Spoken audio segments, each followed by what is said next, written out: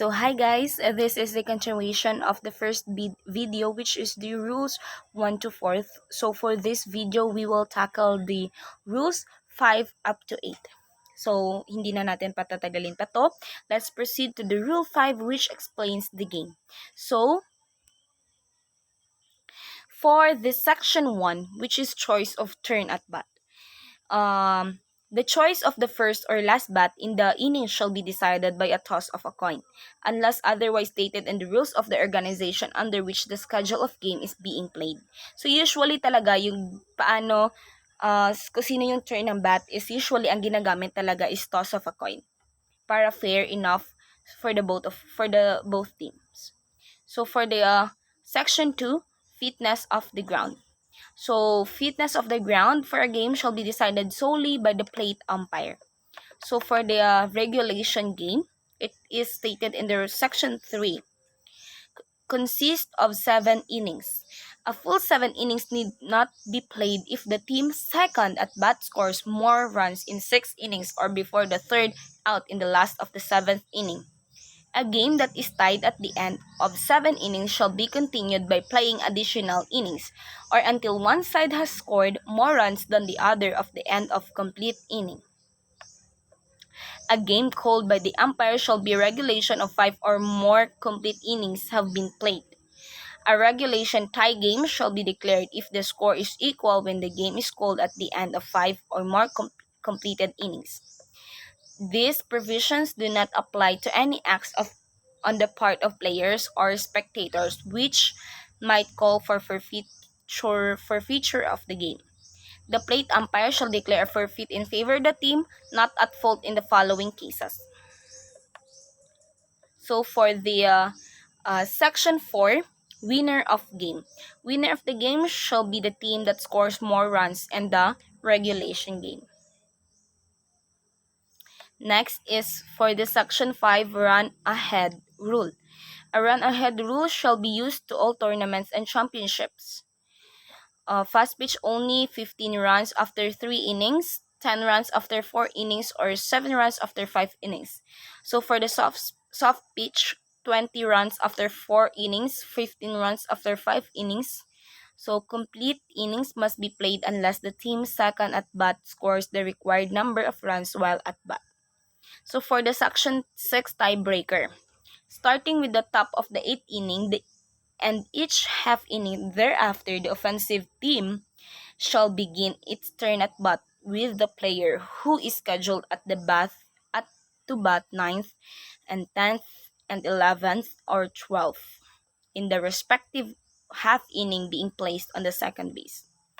For the section 7 scoring of runs, 1 run shall be scored each time the runner regularly touches first, second, third bases and home plate before the third out of the inning. So for the section 8 charge conferences. So for the offensive conferences, there shall be 1 charge offensive conference in an inning. So for the defensive conference, there shall only be 3 charge defensive conference in 7 innings. So next, let's proceed to the rule 6, which explains the pitching regulation. So sa pitching regulations, nahati ito siya sa tatlo, sa fast pitch, slow pitch, and moderate slow pitch. So first is sa fast pitch muna tayo. So sa preliminaries in the section 1, before commencing the delivery pitch, the pitcher may not take the pitching position on or near the pitcher's plate without having the ball in his possession.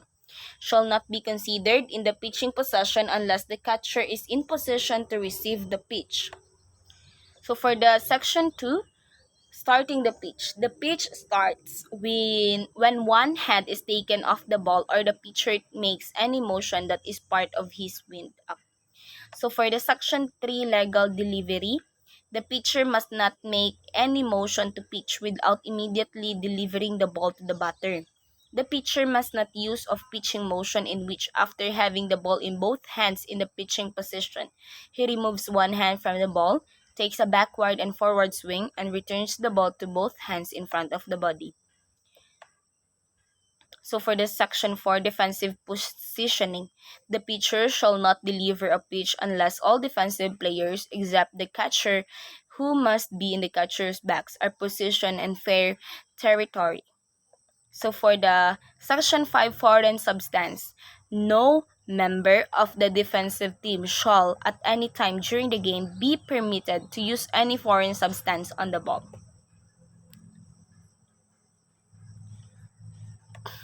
Next is section 6, the catcher. The catcher must remain within the catcher's box until the pitch is released. The pitcher shall return the ball directly to the pitcher after each pitch, including after the foul ball. So for the section 7, throwing to a base. The pitcher, after he has taken the pitching position, shall not throw to a base during a live ball while his foot is in contact with the pitcher's plate. If the throw from the pitcher's plate occurs during a live ball play, the appeal is cancelled. So for the section 8, intentional base on balls. So intentional base on balls is if the defensive team desires to have an intentional base on balls awarded to a batter, either the pitcher, catcher, or coach may do so by notifying the plate umpire, who shall award the batter first base.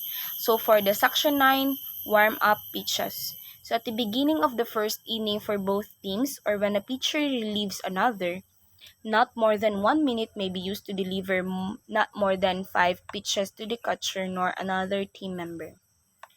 So for the section 10, which is no pitch. So no pitch shall be declared when the pitcher pitches during a suspension of the play, the pitcher attempts a quick return to the ball, and a runner is called out for leaving the base prior to the pitcher releasing the pitch.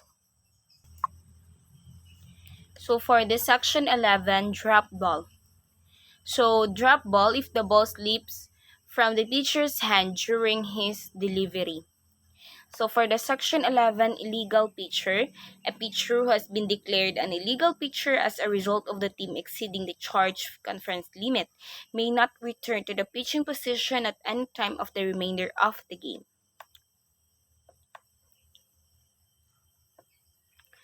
So next is Rule 6, pitching regulations for the modified pitch only.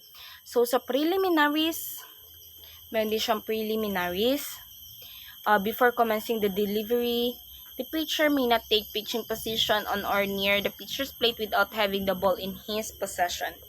So, section 2, starting the pitch. The pitch starts when one hand is taken off the ball. So, legal delivery. The pitcher must not make any motion to pitch without immediately delivering the ball to the batter. So for the section 4, defensive positioning, the pitcher shall not deliver a pitch unless all defensive player except the catcher, who must be in the catcher's box, are positioned in fair territory. So for the section 5, foreign substance, no member of the defensive team shall at any time during the game be permitted to use any foreign substance on the ball. So for the section 6, the catcher must remain within the catcher's box until the pitch is released. So for the section 7, throwing to a base, the pitcher, after he has taken the pitching position, shall not throw to a base during the live ball while his foot is in contact with the pitcher's plate. So for the section 8, intentional base on balls, if the defensive team desires to have an intentional base on balls awarded to a batter, either the pitcher, catcher, or coach may do so by notifying the plate umpire, who shall award the batter first base. So for the section 9, warm-up pitches, at the beginning of the first inning for both teams, or when the pitcher relieves another, not more than 1 minute may be used to deliver not more than 5-minute pitches to the catcher or another team. So let's proceed to the section 10, no pitch. So no pitch pag ang pitcher pitches during a suspension of the play, the pitcher attempts a quick return of the play, and the runner called out for leaving a base prior to the pitcher releasing the pitch. So, Section 11, drop ball. So, drop ball if the ball slips from the pitcher's hand during his delivery, and the ball is declared on the batter, and the ball is remain in the play, and the runner may advance at their own risk. So, for the Section 12, illegal pitcher. A pitcher who has been declared an illegal pitcher as a result of the team exceeding the charged conference limit may not return to the pitching position at any time of the remainder of the game. So, last, for the Rule 6, it is the pitching regulations for the slow pitch only. So, for the Section 1 preliminaries, must come to full and complete stop with the ball held in one or both hands in front of the body. The front of the body must face the batter. The position must be held for not less than 1 second and not more than 10 seconds before starting the delivery. For the Section 2, starting the pitch.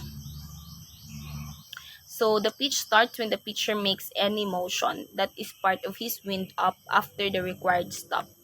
So, for the Section 3, legal delivery rather, the pitcher or the pivot foot of the pitcher must remain in contact with the pitcher's plate until the pitch ball leaves the hand. So, for the Section 4, defensive positioning, the pitcher shall not deliver a pitch unless all defensive players except the catcher, who must be in the catcher's box, are positioned in fair territory. So, the fielder shall not take a position in the batter's line. So, for the Section 5, foreign substance, the pitcher may not use any foreign substance on the pitching hand or fingers. The pitcher shall not wear glove on the pitching hand. So, for the Section 6, the catcher. The catcher shall return the ball directly to the pitcher after each pitch, including after a foul ball. So, for the Section 7, quick pitch. The pitcher shall not attempt a quick return to the ball when the batter is off balance as a result of a pitch. So, for the Section 8, intentional balls. If the defensive team desires to have an intentional base on balls rewarded to a batter. For the Section 9, warm-up pitches. So, ginagawa to siya bago mag-start ang game. And then, ang no pitch is hindi, tinatawag siyang no pitch if the pitchers is gi-pitch niya nga suspension pa yung play or hindi pa nagsa-start yung play. So, that codes the no pitch. So, illegal pitcher. If the team exceeding the charged defensive conference limit or pitching with excessive speed. So, tatawagin niya siyang illegal pitcher. Next is for the Rule 7, which explains the batting. So, Section 1, the on-deck batter. At the start of the inning, it is or he or she is the lead-off batter. So, for the Section 2, batting order. The batting order of each team must be on the score sheet or lineup card must be delivered before the game by the manager or captain sa official umpire para malaman niya kung paano na yung sa lineup ng batter. So, for the Section 3, batting position. So, batter must take his position in the batter's box within 10 seconds after the umpire has declared play ball. So, for the Section 4, strike is called by the umpire. So, fast pitch. So, for the fast pitch, when any part of the legally pitched ball enters the strike zone before touching the ground at which the batter does not swing. So, for the soft pitch,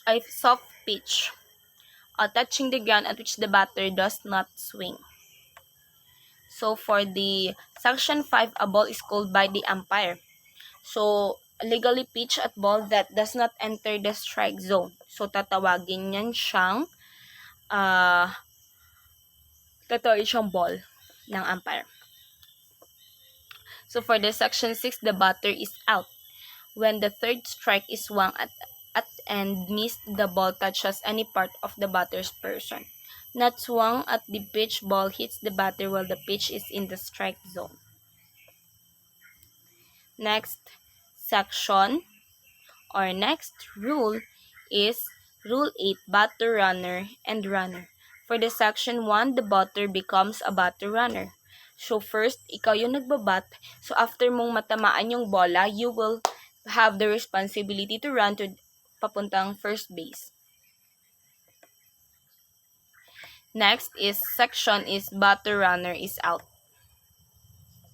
So batter runner is out when catcher drops the third strike and the batter runner is legally touched when with the ball while off base or turn out prior to reaching the first base. So halimbawa, tumatakbo na yung runner and then na-catch ng fielder and then gitag sa'yo yung ball and then hindi ka pa nakatamak sa next base na pupuntahan mo, then the batter runner is out. So, next is in this section 3, the batter runner is not out. So, not out siya kapag na-catch ng fielder yung ball, but then ikaw as the batter runner is nakasave na doon sa base na pupuntahan mo, then you is not called an out. Section 4, touching bases in legal order. Runners must touch bases in legal order. The base left before a cut of fly ball is the first touch. So, yun na nga, legal touch ka doon sa bases if nakasave or nakatouch ka na doon before na-catch ng catcher ang ball. So, for the section 5, runners are entitled to advance with liability to be put out when the ball leaves the pitcher's hand on his delivery, when a pitch ball is battled, on a thrown ball or fair batted ball that is not blocked.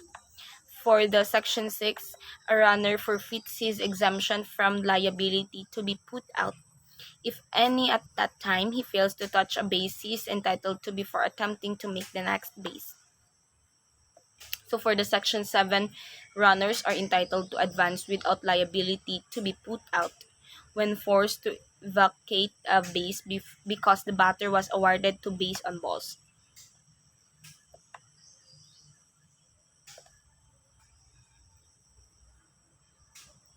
Next is Rule 8, a runner must return to his base. So, ang runner mag-return siya sa base niya but need to touch the intervening bases. So, halimbawa, kapag ang ball mo is di ba ikaw na runner, papunta ka sa first base. Ay, pag ikaw na runner, papunta ka sa second base and na before ka, di ba, nakapasok ka na sa first base. But then, yung catcher is nakatch niya yung ball doon sa second base. So, balik ka doon sa base na pupuntahan mo and then save. Unahan mo para hindi ka nila matag. So, section 9, the runner is out. So, out ka kapag natag ka ng ball. Or naunahan ka natag ng ball before ka makasave doon sa base. So, section 10, the runner is not out. So, you are not out if nakasave ka or nakatouch ka doon sa bases bago ka nila gitag ng bola. So, this ends my presentation and thank you so much for listening. I do hope that you will learn something about the rules of softball from Rule 5 up to Rule 8. Thank you.